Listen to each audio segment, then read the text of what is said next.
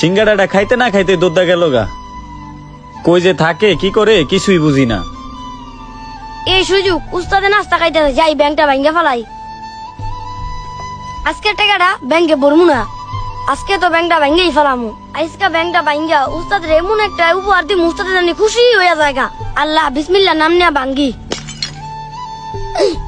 মাশাআল্লাহ, অনেক টাকা তো জমাইছি।